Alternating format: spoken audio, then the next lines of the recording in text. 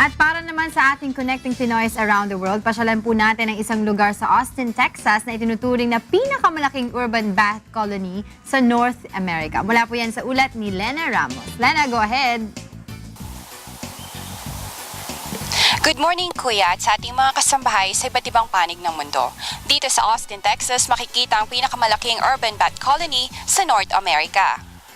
Umaabot sa 1.5 million na Mexican free-tailed bats ang tumatahan tuwing tag-init sa ilalim ng tulay ng Congress Avenue Bridge. Nagsimula noong 1980 nang ang tulay sa Town Lake ay ni-renovate. Hindi sinasadyang nakagawa ng isang perpektong magiging tahanan ng mga paniki ang mga inhinyero. Hilig pugaran ng mga paniki ang mahahaba at maninipis na sulok na parte ng tulay sa dakong ilalim, na umaabot sa 1 inch ang lapad at 17 inches naman ang lalim. Ang tulay na ito ay isang maternity colony ng mga paniki. Gabi-gabi sila ay lumalabas at lumilipad mula sa ilalim ng tulay upang maghanap ng mga makakaing insekto na umaabot sa 20,000 pounds.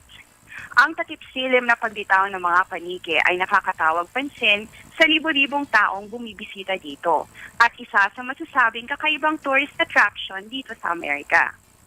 Ang Bat Conservation International founder na si Merlin Tato, isang American ecologist, ay patuloy na nagsasagawa ng public education awareness sa iba't ibang panig ng mundo upang ang paniki ay hindi katakutan ng mga tao.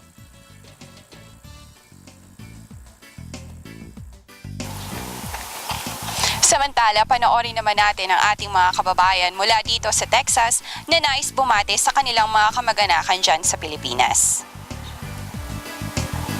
Pinabati ko yung friend ko, si Lovely Ariata, taga Cavite City.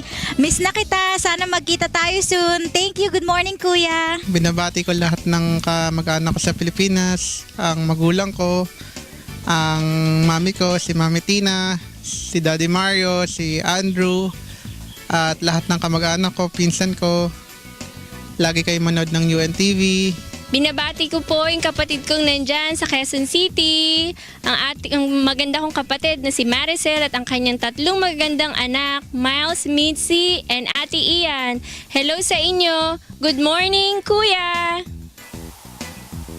Alam ba ninyo na ang mga paniki ay nakakatulong sa pagkontrol ng mga mapanirang insekto na nakakabawas din sa paggamit ng mga pesticides?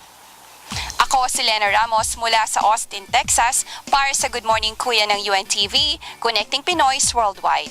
Balik sa inyo dyan sa studio. Maraming salamat, Lena Ramos, live na nagulat mula sa Austin, Texas.